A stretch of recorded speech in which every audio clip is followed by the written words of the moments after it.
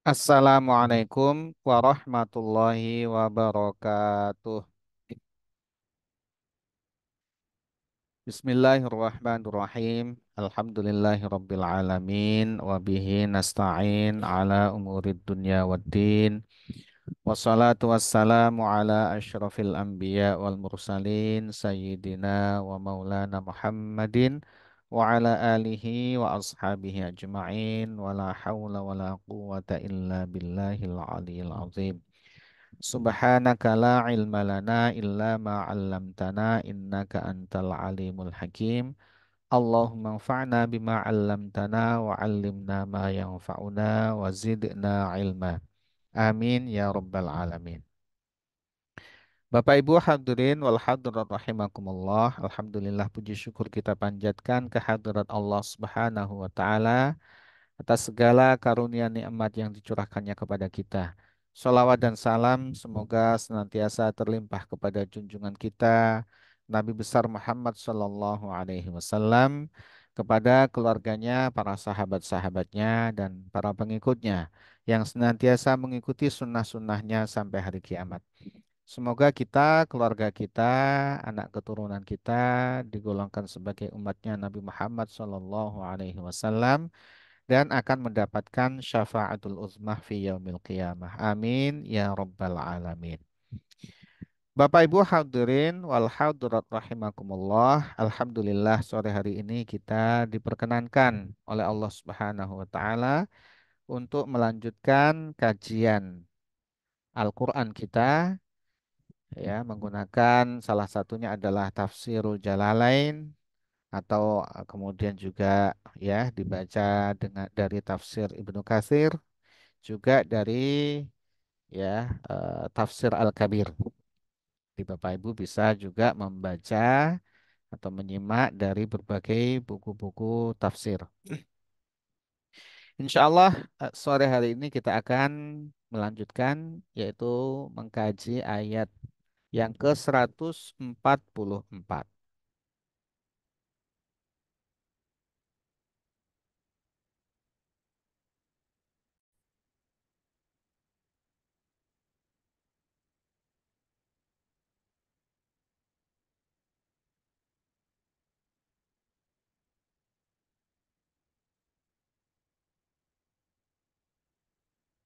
Qala Allah Ta'ala fi kitabihil karim wa huwa asdaqul qailin.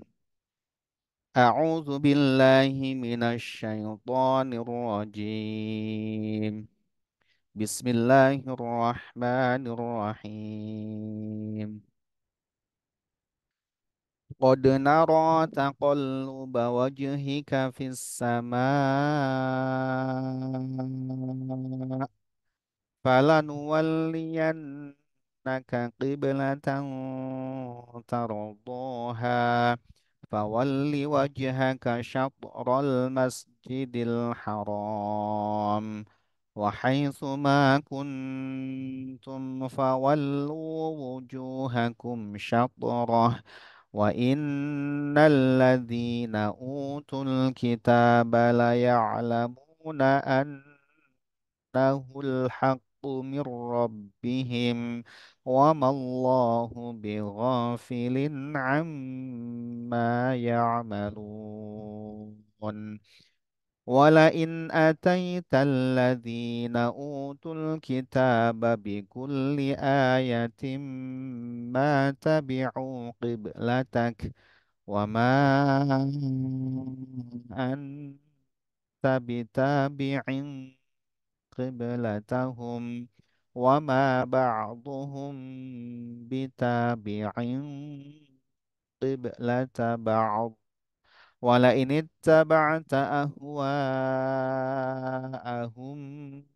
من بعد ما جاءك من العلم إنك إذا لمن الظالمين.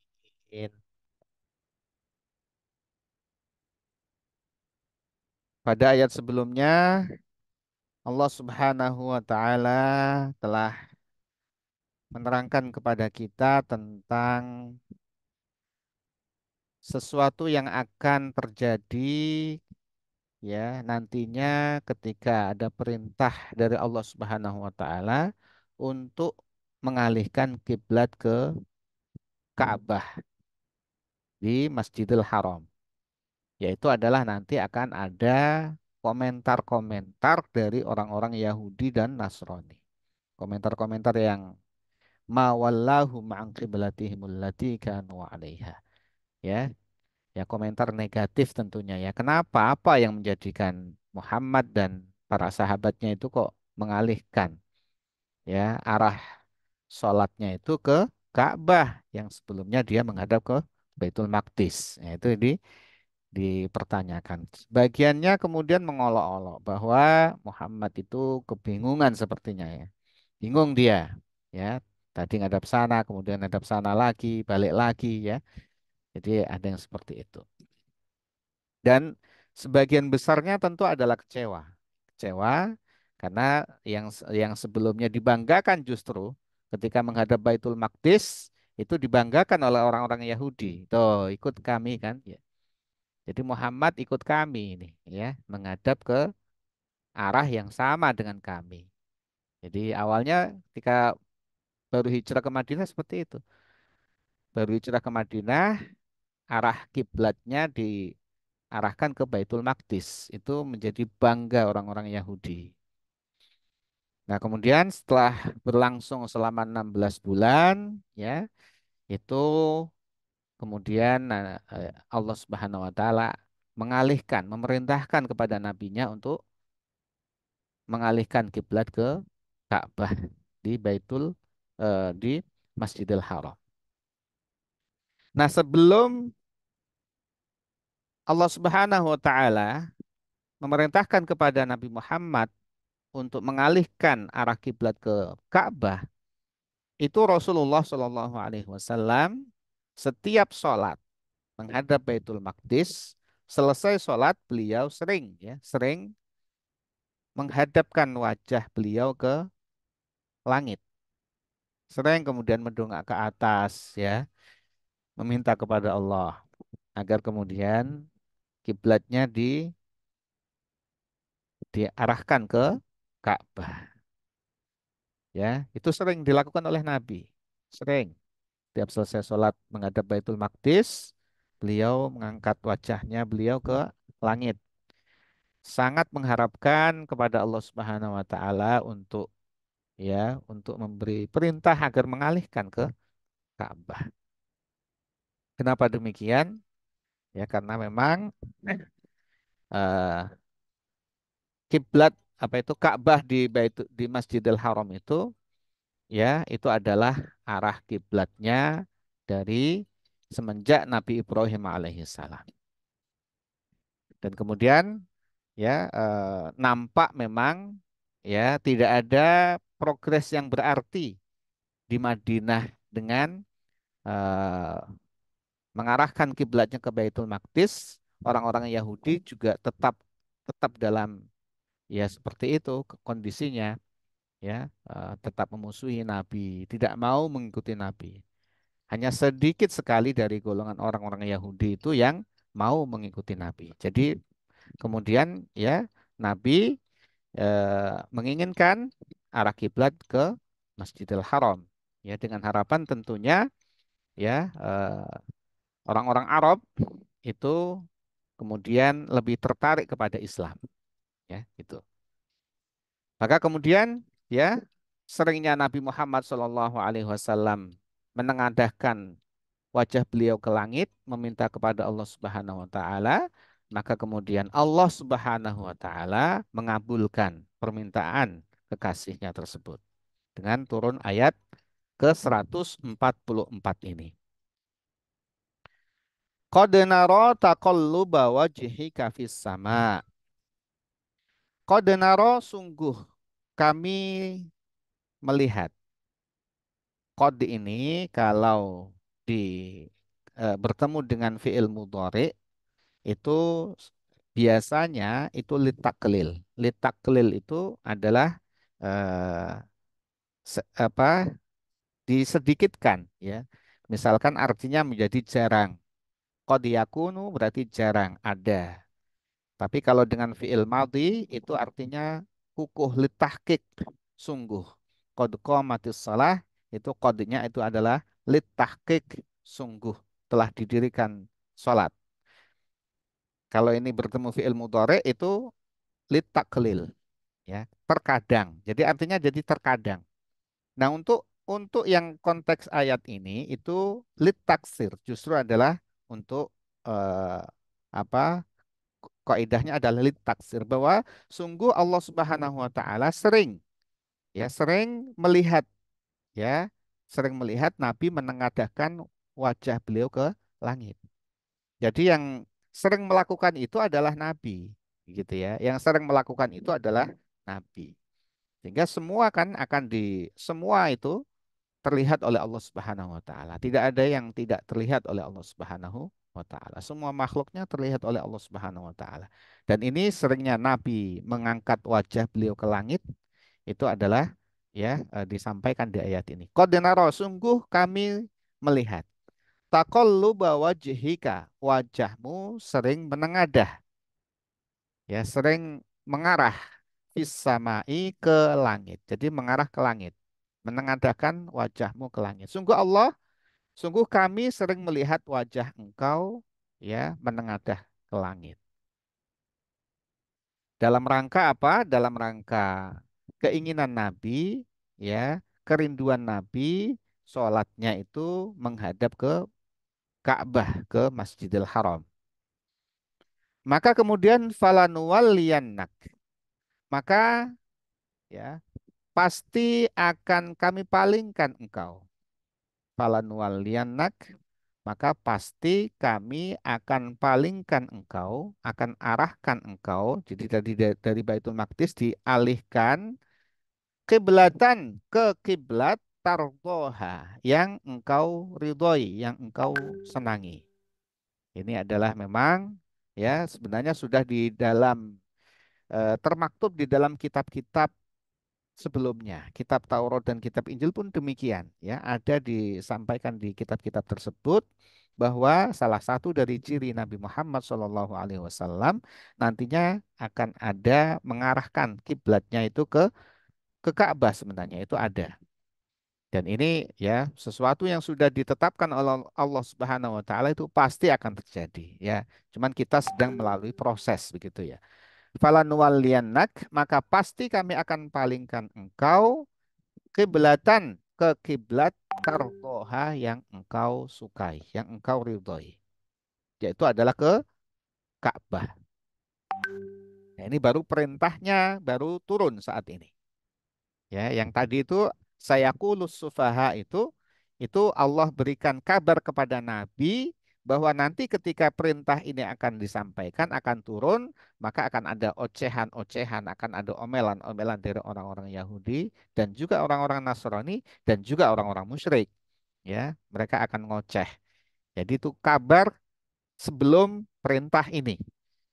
Dan itu akan terjadi karena itu adalah berita dari Allah Subhanahu wa taala kepada nabinya.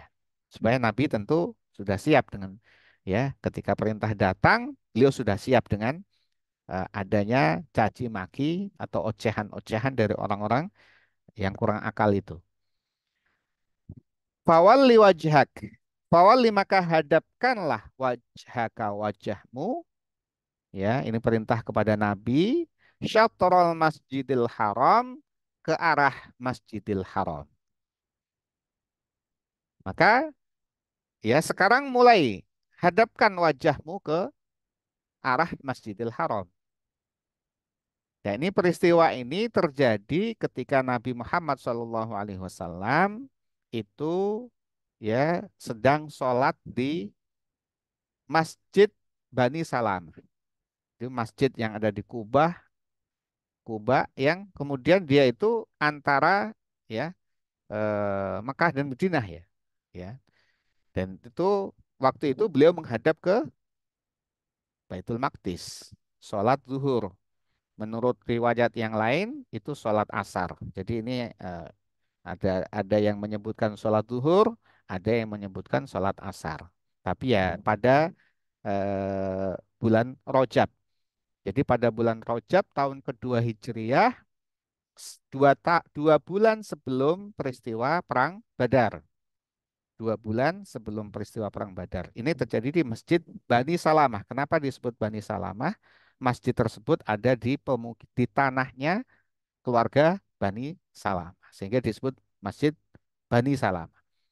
Nah, ketika di tengah sholat zuhur, ya, riwayat yang lain itu sholat asar sudah dapat 2 rakaat, turun wahyu ini, ya, turun wahyu ini. Maka ketika turun wahyu ini, Nabi segera memalingkan arahnya ke Ka'bah. Itu sampai 180 derajat itu mutar gitu. Dan Nabi berjamaah dengan para sahabat. Dan ketika melihat Nabi, para sahabat itu berjamaah di belakangnya Nabi, Nabi memutar arah kiblat, memutar arah sholatnya, memutar badan berarti ya, 180 derajat, maka tentu Nabi membelakangi jadinya Nabi menghadap ke sahabat kan begitu. Nah, sahabat segera ikut memutar juga, akhirnya di belakangnya Nabi. Jadi itu pergerakan seperti itu tuh terjadi pada masa Nabi. Pergerakan memutar 180 derajat di dalam sholat itu. Nah, sehingga gerakan lebih dari 3 itu kalau memang salah satu alasannya adalah kiblatnya itu kurang benar, itu boleh tidak batal sholatnya. Beda ketika gerakan tanpa ada kaitan dengan sholat, gitu ya. Karena ini kan menghadap kiblat itu kan rukun, ya, bagian dari rukun sholat itu. Nah, kemudian diikuti para sahabat sehingga kemudian yang awalnya menghadap Baitul Maqdis, kemudian pada akhir rakaat kedua mau ke rakaat ketiga, itu kemudian awal rakaat ketiga itu sudah beralih ke menghadap Masjidil Haram. Jadi adanya perintah wahyu ini fawalli, maka perintah itu turun, Nabi tidak menunda. Tapi tidak menunda itu. Tunda nanti sholat asar misalkan ketika beliau sholat zuhur menurut satu riwayat, nanti sholat asar. Tidak ditunda ini perintah. Ya, begitu di tengah sholat beliau dapat perintah seperti itu dari Allah Subhanahu Wa Taala, beliau langsung memutar ya 180 derajat. Sahabat juga ikut memutar gitu di belakangnya Nabi menghadap ke Ka'bah Masjidil Haram. Ya, sehingga masjid itu kemudian dinamakan Masjid Kiblatain, Masjid 2 kiblat. Itu ada kaitan dengan ayat ini. Ada kaitan dengan turunnya ayat ini. Nah, syatrul Masjidil Haram, syatro ini ada beberapa arti. Syatron itu artinya adalah ada yang mengartikan nisf atau sebagian atau tengah-tengah. Jadi kalau diartikan tengah-tengah, maka diartikan ya ada yang mengartikan bahwa menghadap itu harus lempeng ke Ka'bah karena tengah-tengahnya Masjidil Haram itu Ka'bah. Tengah-tengahnya itu Ka'bah. Karena menghadap ke Ka'bah itu lempeng. Nah, tetapi kemudian jumhur ulama berarti ulama yang banyak, yang mayoritas kemudian berpendapat bahwa ya tidak lempeng ke Ka'bah. Karena kalau lempeng ke Ka'bah akan menyulitkan daerah yang jauh dari Masjidil Haram. Akan kesusahan sekali kalau lempeng ke satu titik. Maka kemudian syatrul Masjidil Haram ini diartikan adalah searah dengan Masjidil Haram bahkan. Bahkan sahabat Ibnu Abbas, ini sahabat yang menjadi eh, rujuk, rujukan ya, menjadi rujukan ilmu tafsir dan juga kemudian ilmu-ilmu syariat, itu menyampaikan bahwa Ka'bah itu ya, menghadap Ka'bah itu wajib harus lempeng ke Ka'bah bagi mereka yang sholat di Masjidil Haram. Bagi sholat yang di dalam Masjidil Haram itu harus lempeng, harus menghadap Ka'bah betul. Tidak boleh hanya searah, tapi harus menghadap. Maka mereka yang ada di selatan ya harus menghadap ke utara. Mereka yang ada di barat juga harus menghadap ke timur. Timur menghadap ke barat. Begitu semua. Jadi harus menghadap lempeng seluruh tubuhnya. wajah dan seluruh tubuh, dada semua menghadap ke Ka'bah. Tidak boleh searah saja. Kalau searah kan bisa arah timur, arah barat begitu, ya. Tapi tidak, dia kalau ada di mana dia harus memutar Ka'bah. Jadi dia harus menghadap betul-betul lempeng ke Ka'bah bagi mereka yang sholatnya di dalam Masjidil Haram. Nah, kemudian Masjidil Haram itu adalah arah kiblat, ya, arah dari tanah haram. Jadi mereka penduduk di tanah haram itu menghadap, ya, yang penting mengarah kepada Masjidil Haram, ya, Masjidil Haram jadi agak lebar gitu. Jadi yang tadi di dalam Masjidil Haram itu harus menghadap lempeng ke Ka'bah, kemudian yang di tanah haram ini menghadap ke Masjidil Haram. Ya, nanti akan, ya, tidak harus lempeng ke Ka'bah. Dan kemudian orang di seluruh dunia ini itu menghadap searah dengan tanah haram. Jadi memang kemudian, ya, jumhur ulama itu, ya, arah kiblat itu yang penting ke arah yang sudah ditentukan, yang sudah ada. Kalau kita bisa pakai kompas atau di masjid-masjid itu sudah ada mihrab yang mengarah ke kiblat, ya sudah kita ikuti itu. Nggak perlu kita susah payah harus apa ya. Kalau kita punya kompas ya silahkan, gitu ya. Ya, kalau kita nggak punya kompas, ya kita ikuti ada di masjid itu menghadap mana itu sudah tentu syatrul Masjidil Haram. Nah, kalau kemudian harus ditarik semua, tentu tidak semua masjid itu menghadap lempeng ke Ka'bah tadi, karena sulit kalau harus lempeng ke satu titik, sehingga kemudian diperlebar, ya. Yang penting adalah searah dengan Masjidil Haram. Nah, dalil yang lain adalah, ya, kenapa tidak tuh lempeng di dalam Ka'bah? Itu adalah peristiwa Isra wal Mi'raj dan Nabi Muhammad SAW. Itu ayatnya adalah Subhanalladzi asra bi'abdihi lailam minal masjidil harami ilal masjidil aqsa. Disebut di situ adalah Maha Suci Allah yang telah memperjalankan nabinya, hambanya itu di suatu malam dari Masjidil Haram ke Masjidil Aqsa. Nah, dari Masjidil Haram ternyata faktanya Nabi Muhammad SAW ketika diisrokan ke Baitul Maqdis dari Masjidil Haram ke Masjidil Aqsa, itu beliau posisinya di luar Masjidil Haram, bukan di dalam Masjidil, di Ka'bah gitu, diperjalankan dengan buruk, ya. Bukan, Nabi waktu itu ada di luar Masjidil Haram, ya, di Mekah gitu ya, di Mekah. Jadi tapi di ayatnya disebut Subhanalladzi asra bi'abdihi lailam minal masjidil haram.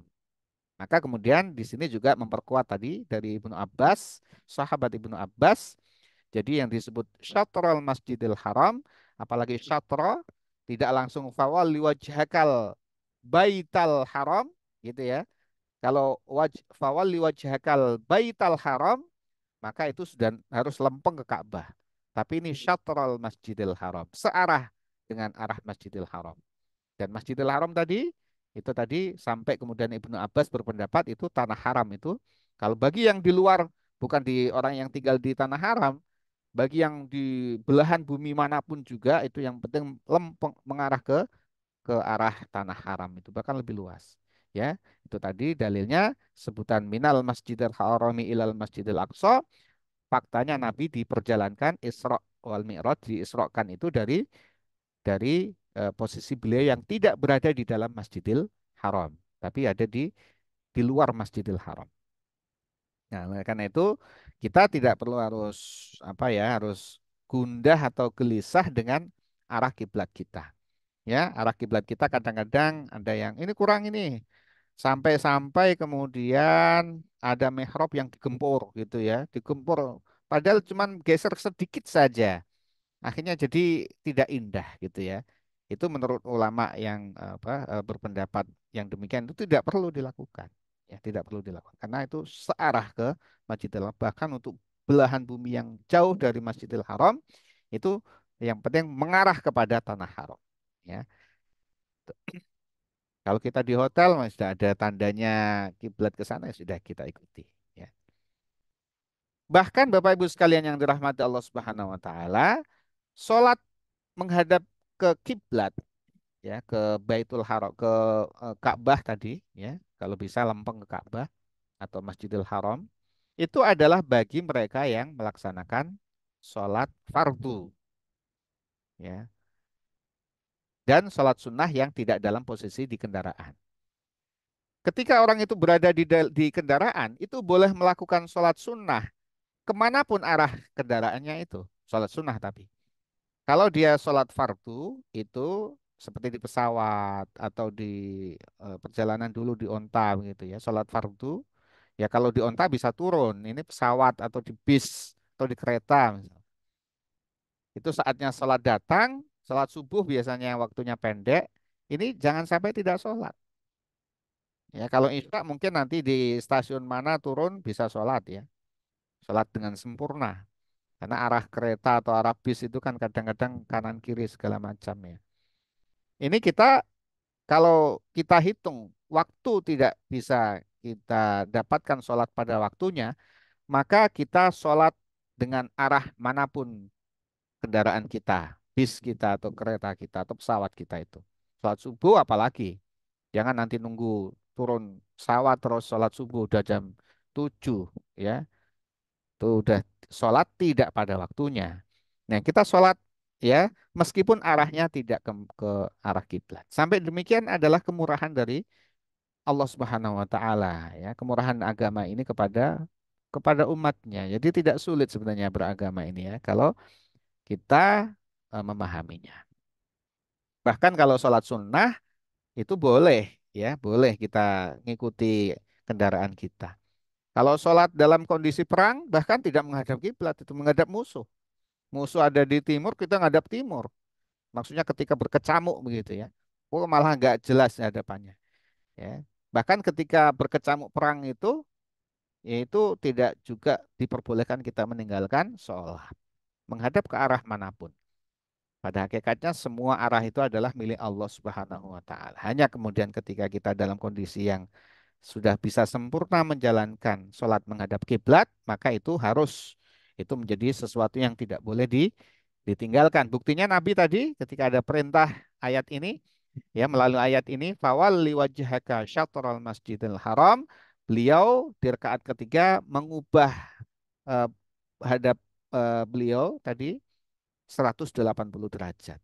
Diikuti para sahabat, tentu pergerakan yang banyak itu ya. Bahkan di situ ada riwayat yang kemudian jamaahnya itu bukan hanya laki-laki jamaahnya. Jamaahnya itu ada perempuan di situ, ada kaum sahabiah yang tentu akan lebih jauh karena kalau sahabiah tidak bergerak, maka tentu tadi yang awalnya makmum akan dihadapi oleh Nabi gitu ya. Itu tidak mungkin terjadi. Maka sahabiah juga bergerak juga ke belakang. Jadi ada pergerakan yang luar biasa saat saat turun ayat ini di tengah Nabi sedang sholat duhur atau sholat asar di Masjid Bani Salamah yang sekarang dikenal sebagai Masjid Qiblatain. Wahai suma kuntum, wahai suma dan dimanapun saja ini ya, zorof ya, tempat manapun saja. Kuntum kalian berada, ini hitopnya adalah untuk umatnya Nabi Muhammad. Kalau tadi ini adalah perintahnya untuk Nabi, ya Nabi tentu ketika menjalani perintah itu dari Allah juga akan kita juga. Nah ini hitopnya ke kita ini, ke umatnya Nabi Muhammad. Dimanapun saja kuntum kalian berada, fawallu, maka hadapkanlah wujuhakum, wajah kalian, syatrah, ke arah itu. Ini juga menggunakan kata syatrah. Syatrah tadi artinya yang pertama adalah sebagian, ya, atau setengahnya atau tengah-tengah, ya. Misalkan an-nadzafatu syatrul iman, ya, kebersihan itu separuh dari iman. Itu artinya separuh. Ya, ada yang mengartikan arah. Jadi punya dua arti ini, punya dua arti. Nah, yang kemudian para ulama jumhur berpendapat ini adalah arah.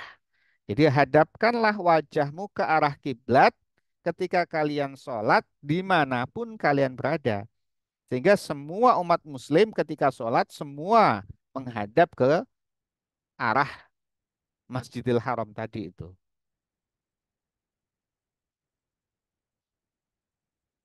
Kemudian wa innal ladzina dan sesungguhnya orang-orang utul kitaba yang diberikan kitab itu adalah Yahudi dan Nasrani. Yahudi diberikan Taurat, Nasrani diberikan Injil, ya. La ya'lamuna, ya. Sungguh mereka mengetahui, benar-benar mereka mengetahui annahul haqqu bahwa perubahan arah kiblat tadi itu ke Masjidil Haram itu adalah kebenaran mir rabbihim dari Tuhan mereka, yaitu Allah Subhanahu wa taala. Tuhan mereka itu Allah. Tuhannya orang Yahudi, Tuhannya orang Nasrani. Itu Allah Subhanahu wa taala. Kalau Yahudi itu ya ke Allah Subhanahu wa taala. Ya, hanya saja yang kemudian menyimpang, ya, menjadikan ini anak Allah, Uzair anak Allah, dan menyimpang ajarannya banyak menyimpang. Kemudian Nasrani itu Tuhannya sebenarnya Allah Subhanahu wa taala. Hanya kemudian ya ada penyimpangan-penyimpangan, ya. Menjadikan Nabi Isa itu sebagai Tuhan, ya. Tapi Tuhannya itu Allah sebenarnya. Dan itu termaktub di dalam kitabnya.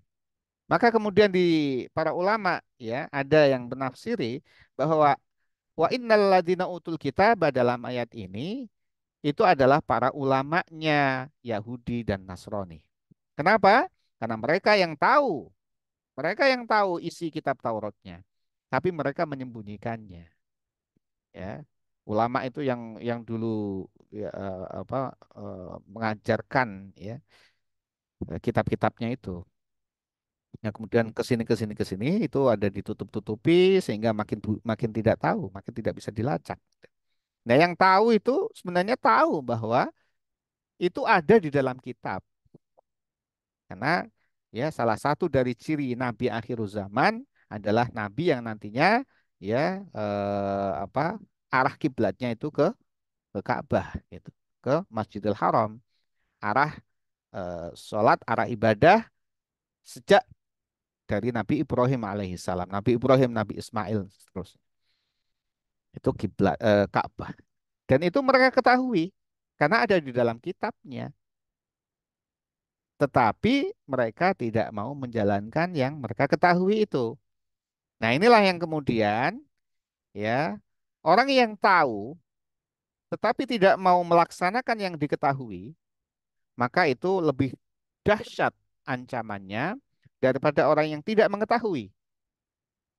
Sesuatu yang haram, kita ketahui ini haram, kemudian kita labrak itu, lebih dahsyat hukumannya daripada orang yang menerjang haram itu, sebenarnya dia tidak tahu kalau itu haram. Maka kemudian di dalam kitab Zubat disebut wa kullu man bi'ilmihi lam ya'malan mu'adzabun min qabli ubadil wasan. Siapa yang punya ilmu tidak mau mengamalkan ilmunya, yang tadi seperti ulama-ulamanya ahlul kitab ini tahu bahwa ya di kitabnya itu disebutkan ya nabi akhir zaman itu salah satunya adalah cirinya adalah mengarahkan kiblatnya ke Ka'bah, mereka ketahui tapi mereka tidak mau mengikuti. Ketika diubah ke Masjidil Haram, mereka tetap aja ke Baitul Maqdis itu orang-orang Yahudi. Sehingga wamallahu bighafilin amma ya'malun, wamallahu dan Allah tidak akan bighafilin lengah. Ini baknya bak ziyadah, ya, bak tambahan, ya. Ini dibaca jer karena ada bak yang sebenarnya dia adalah menjadi khobar dari ma di sini. Jadi itu kalau susunan grammarnya seperti itu. Jadi baknya bak ziyadah. Wa mallahu dan tidaklah Allah itu bighafilin, lengah. Lengah atau lupa amma dari apa ya'maluna yang mereka kerjakan. Ini kiroah dari empat di antara tujuh kiroah sab'ah itu membacanya ya'maluna. Ya, tapi ada tiga dari tujuh kiroah sab'ah, yaitu adalah Imam Ibnu Amir, Imam Hamzah, dan Imam Ali Kisai. itu membaca amma ta'malun, ya pakai ta, ya dua-duanya benar karena riwayatnya sampai kepada Nabi Shallallahu Alaihi Wasallam, dibenarkan oleh Nabi. Jadi kalau amma ta'malun itu Allah tidak lengah terhadap apa yang kalian kerjakan. Allah tidak melupakan apa yang kalian kerjakan. Apa itu? Yaitu ketaatan kalian dalam sholat menghadap ke kiblat, ke Ka'bah. Ya, kalian taat kepada nabinya, ya sampai di peristiwa itu memutar ikut memutar, tidak ada keberatan sama sekali, ya penuh ridho dengan perintah ini, dan kemudian sampai kepada kita semua ini sholat menghadap ke Ka'bah karena mengikuti ya perintah Allah Subhanahu wa taala, maka semua nanti akan dibalas oleh Allah Subhanahu wa taala. Allah tidak akan lengah, Allah tidak akan lupa. Dibalas dengan pahala yang tentunya sangat besar. Kalau menggunakan ta'malun itu arahnya kepada umatnya Nabi Muhammad SAW berupa wa'dun, yaitu berupa janji Allah akan pahala. Tapi kalau ya'malun pakai ya itu mengarah kepada orang-orang utul kitab tadi yang diberikan kitab. Ya, apa? Allah tidak akan lengah akan mereka yang tadi itu tahu bahwa yang benar adalah arah kiblat ke Ka'bah, tapi mereka tidak mau mengikuti, mereka bahkan tetap menghadap ke Baitul Maqdis, ya, itu Allah tidak akan lupakan. Berupa apa? Nantinya adalah berupa ancaman atau wa'id, berupa ancaman di hari kiamat. Jadi ada wa'dun, ada wa'idun. Jadi wa'dun itu janji kepada orang-orang beriman. Kalau wa'idun itu ancaman bagi orang-orang yang durhaka, yang kafir. Ya, tadi itu ya awalnya gak jelas orang-orang Yahudi yang menghadap Baitul Maqdis, ketika Rasul masih menghadap Baitul Maqdis itu mereka sama dengan kami ini ya kan. Sama ini ya. Atau mungkin gara-gara kami kali ini, Muhammad ya, mengikuti kami. Jadi begitulah banyak sekali itu ucapan-ucapan mereka. Begitu diarahkan ke Ka'bah, nah kemudian mereka ini gimana ini? Ngikuti Nabi atau tetap ke Baitul Maqdis gitu. Ya, terutama orang-orang munafik ini. Orang-orang munafik yang ikut-ikutan sholat dulu awalnya gitu. Ya senang dia ketika masih menghadap Baitul Maqdis. Tapi begitu berpindah ke Ka'bah, ke Baitul Haram, wah jadi betul-betul nampak keimanannya itu. Ya berat sekali bagi mereka. Mereka tidak mau. Ya akhirnya tetap eh, tidak mau. Bapak Ibu hadirin wal hadirin rahimakumullah. Ini rencananya satu ayat lagi tetapi sudah mendekati 17:45. Jadi insya Allah dilanjutkan dengan di pertemuan yang akan datang insya Allah ya. Wallahu a'lam bishawab. Mari kita akhiri kajian spesial Ramadan ini dengan doa, di mana doa di penghujung puasa saat kita akan berbuka ini doa yang waktu yang sangat mustajab. Ya. Doa apa saja doa kepada Allah itu akan dikabulkan oleh Allah Subhanahu Wa Taala. Pasti, pasti. Ya, kita Doa harus mustajab sebelum buka. ya sebelum buka. Nah, tetapi ada tiga nih, tiga kondisi. Yang pertama adalah diijabahi sesuai doa kita. Atau yang kedua, itu ditunda oleh Allah Subhanahu wa taala, akan diberikan di hari kiamat. Yang ketiga, dialihkan. Ya, bisa saja yang kita minta kepada Allah itu ada yang lebih baik. Nah, yang lebih baik itu akan diberikan oleh Allah Subhanahu wa taala kepada kita.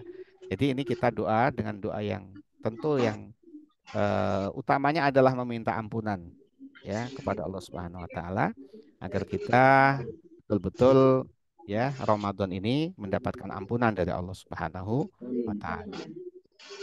Bismillahirrahmanirrahim. Alhamdulillahirabbil alamin. Hamdan yuafi Amin. ni'amahu wa yukafi'u mazidah ya Rabbana Amin. kama yanbaghi min jalali Amin. wajhika wa 'azimi sultanik. Subhanaka la nuhsi sana'an 'alaika anta kama asnaita 'ala nafsik. Allahumma salli wa sallim wa barik ala Sayyidina Muhammad wa ala alihi wa ashabihi ajma'in. La ilaha illallahul azimul halim. La ilaha Amin. illallah rabbul arsyil azim.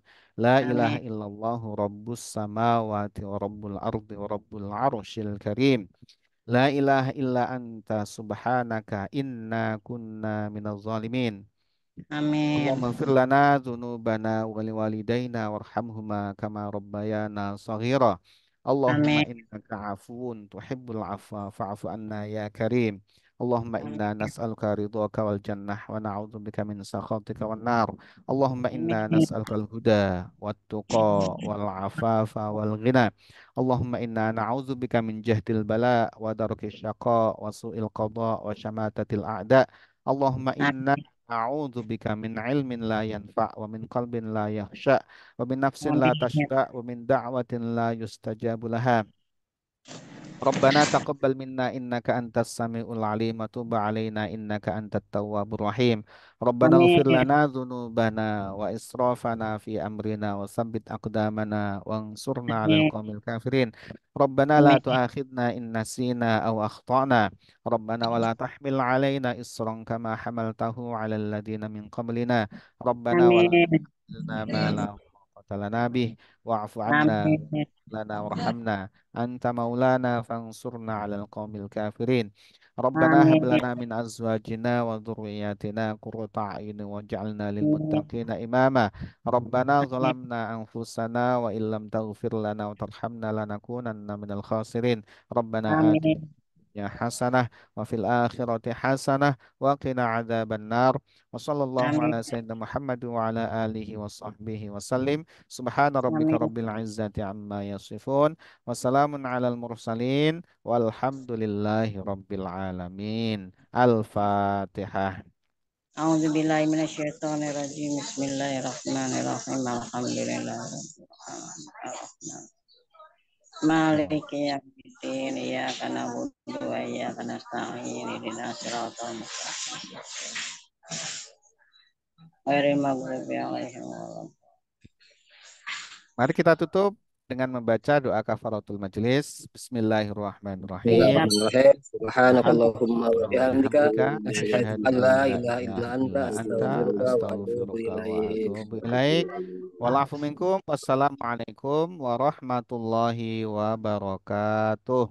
Waalaikumsalam Waalaikumsalam Waalaikumsalam warahmatullahi warahmatullahi wabarakatuh. wabarakatuh. Terima kasih Matur nuwun. Ustaz.